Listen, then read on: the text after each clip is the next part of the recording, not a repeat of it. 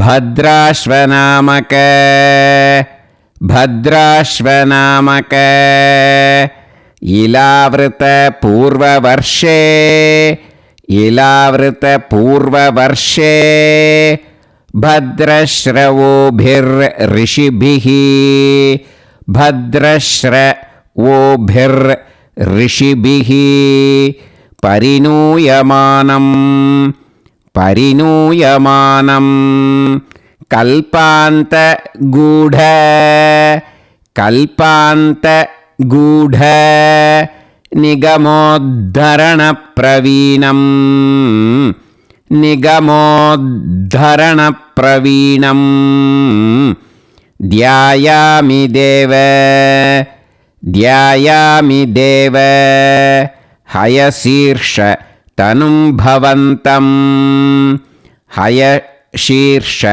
तनुं भवन्तं.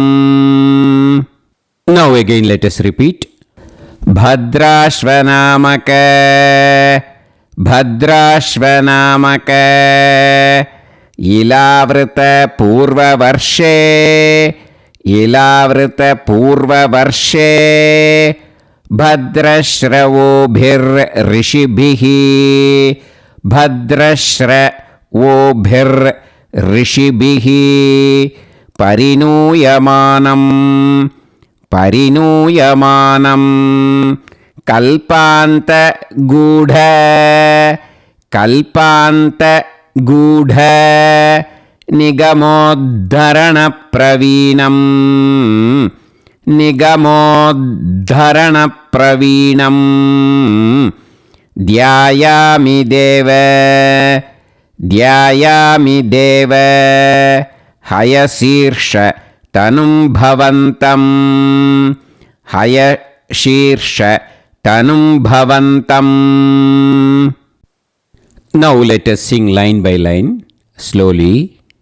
भद्राश्वनामक इलावृत पूर्ववर्षे भद्राश्वनामक इलावृत पूर्ववर्षे भद्रश्रवोभिर्ऋषिभिः परिणूयमानं भद्रश्रवोभिर्ऋषिभिः परिणूयमानं कल्पान्तगूढ निगमोद्धरणप्रवीणं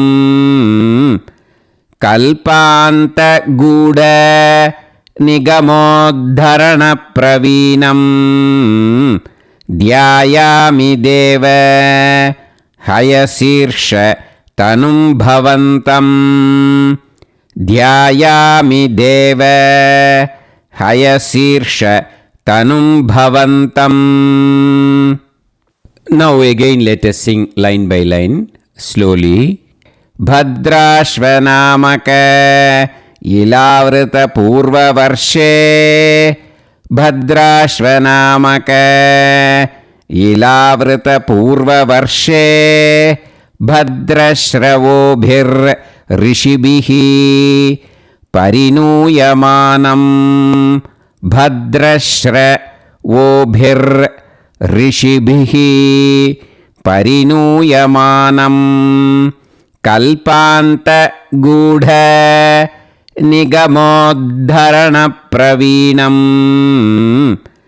कल्पान्तगूढ निगमोद्धरणप्रवीणं ध्यायामि देव हयशीर्ष तनुं भवन्तं ध्यायामि देव हयशीर्ष तनुं भवन्तं.